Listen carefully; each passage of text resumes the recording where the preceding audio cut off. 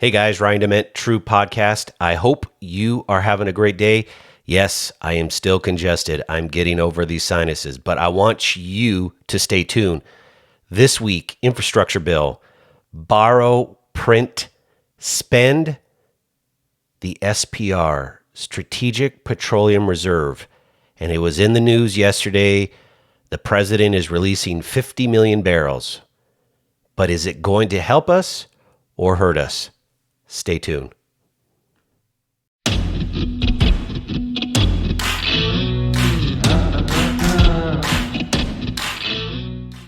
All right, guys, welcome back.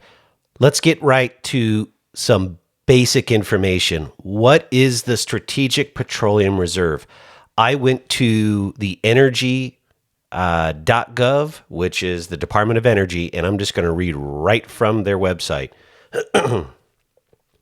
The Strategic Petroleum Reserve is a U.S. government complex of 4 sites with deep underground storage caverns, created in salt domes along the Texas and Louisiana Gulf Coast. Current inventory, they tell you it's about 604 million barrels. Highest inventory, the SPR was filled to its then 727 million barrel authorized storage capacity on December 27, 2009. The inventory of 726.6 million barrels was the highest ever held in the SPR.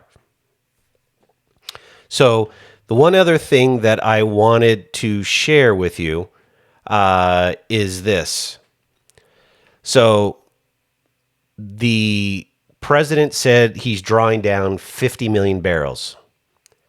32 million of the 50 million barrels is an exchange. So what's going to happen is they're going to send it out, and then it's got to come back and be replenished, which means we have to buy the oil again, which means we have to pay market rate. As of today, the average price paid for oil in the reserves is $29.70. As you know, a barrel of oil today is well over $75 a barrel.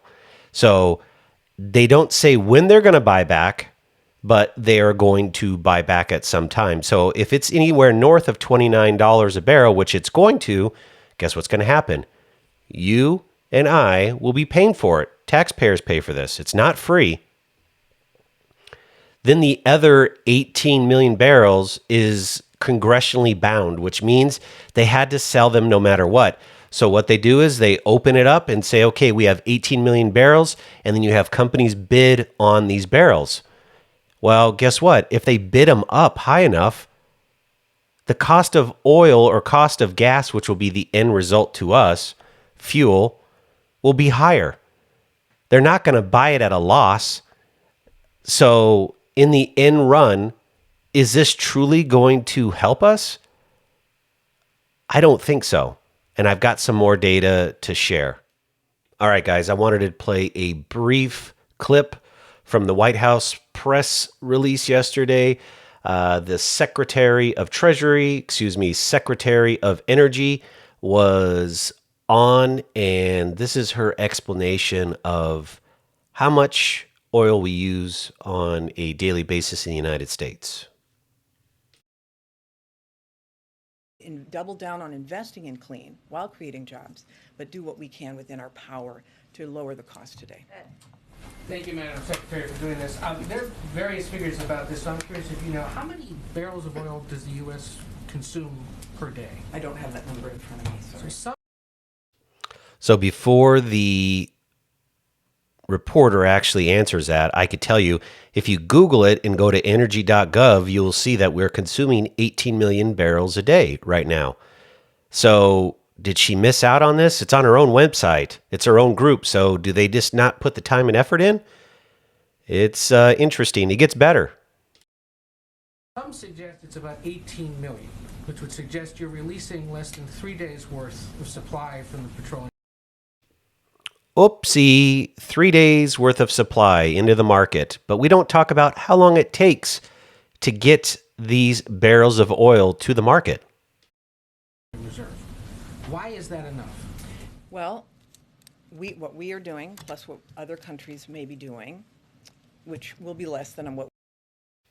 Okay, now we're depending on other countries to bring oil into our country. Oh, wait a minute. Those tankers, are they green? Are they not putting out any pollutants? Oh, wait. Yes, they are. And oh, by the way, we're going to continue to pay more in fuel charges because it's costing more to ship things across the country or across the world because of a thing called a pandemic. And then the supply chain is all screwed up. But they think that's going to solve our problem. There's more. What we're doing, because we have the largest amount of petroleum reserves, we believe will be this bridge. I mean, the Energy Information Agency has said, for example, that in December, this is what they have projected. Now, again, it's probably more of an art than a science. Projecting is subject to a lot of different volatility, but that in December, the price will be $3.19 a gallon. Okay, mark your calendars. December, today is the 24th, so we're 7 days away, 6 days away. $3.19 in December. Mark your calendars. I'd be a betting man to say that it ain't going to happen. And there's more. And then in January, continue to go down. So this is really a question about a short-term strategy that allows us to make this bridge. So it's not, we're going to not supply all of the oil for 3 days, obviously. We will be releasing it over a period of time, and we will have a certain amount. She doesn't realize that over a period of time means it's weeks before it gets to market. So let me take you directly to their website, and I'll give you their quote. After the president has made the decision and executed on the order, it takes 13 days to bring the barrels to market. And then the max drawdown per day is 4.4 million barrels per day. So roughly, you're talking 6 or 7 days that they'll put this oil into the market. 6 or 7 days, and then all of a sudden, the prices are going to go down.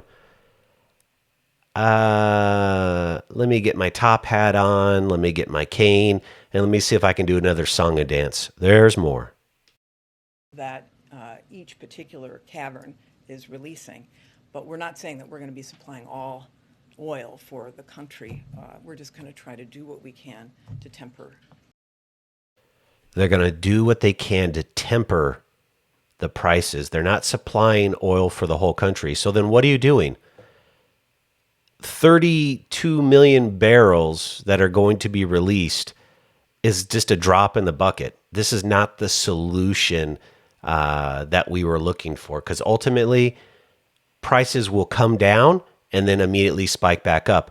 And all the oil and gas experts that are out there said this was already priced in the market. They already knew that Biden was going to release barrels from the SPR. So is this going to help us or hurt us? In my humble opinion, it's going to hurt us. Stay tuned. I got some more data. All right, guys. So how does this all tie into the infrastructure bill? Section 90002, the Strategic Petroleum Reserve drawdown and sale. So by being short on funding for the infrastructure bill, they need to find ways to pay for it, which roughly about 50% of it is being paid for. The other 50% is going to increase our debt, which means more taxes for us down the road, which it's going to cost nothing. It's free. Oh, sorry. I wasn't trying to mimic him. So I found this, and basically what they're doing is they're going to sell 87 million barrels, 87.6 million barrels of crude oil during the period of fiscal years 2028 to 2031 to be able to pay for the infrastructure bill. They need $43.5 million to perform these sales, and they need to draw down, or they need to bring in revenues, $6.1 trillion is what they're saying. But here's the kicker. In the first several versions of this bill, they were talking about not going below 340 million barrels. Now they're down to 252 million barrels. So basically, They need to get $6.1 trillion out of the SPR. And oh, by the way, it's okay to draw down to 252 million barrels from a high of 729 and where we're currently at today at 604 million barrels. We're daily producing roughly about 11 million barrels. So we're short 7 million barrels today. If you look at our production from 2020, which is down because of the pandemic, if you look at 2018, 2019, you're at almost 19.5 million barrels. So close to 9 million barrels short. But we want to draw everything down to 252 million. And I'm not saying the SPR is the savior. It isn't. What actually killed us, whether you're left, right, or center, doesn't matter. We were energy efficient with Keystone Pipeline, and it really helped drive gasoline prices down. I'm sure there could be better ways that we could protect the environment and go through things, but at the end, killing it and just letting it sit there, wrong thing to do, because now all of us, whether you're a high earner or a low earner, we're all paying it at the gas pump. And to them, it's no big deal. It's like, whatever. It'll pass. This too shall pass. But you can't just keep on saying it's going to pass and then put your head in the sand and expect something to change when ultimately none of this is going to change. We're going to continue to have high gas prices until there's some way we can actually have less dependence on OPEC and foreign countries. Now we're calling on Russia and China to give us fuel and give us oil. That's crazy. We had it in our own shores, and Canada's begging to work with us, our closest ally, and we just let it go. It's just stupid. But then not having the right answers and the responses to what's going on in the marketplace just tells you that they just don't care. They think this is a short-term issue that, they're going to turn on the electrical grid, which God forbid it's powered by coal, and wind power, which is killing birds and all these other species out there, to where it's going to solve our problems. I don't know the data, and I'm going to look it up and try to find it, but somewhere in the realm of 60 to 70% of products that we consume on the daily basis or use are petroleum based. How are you going to get rid of that? Wind and solar is not going to solve that problem. It's going to have other detrimental issues. So what do? It's a good question, because I'm a little perplexed on this one too. All right, guys, I hope you liked this week's podcast. Beautiful thing is we're getting educated. We're sharing the data.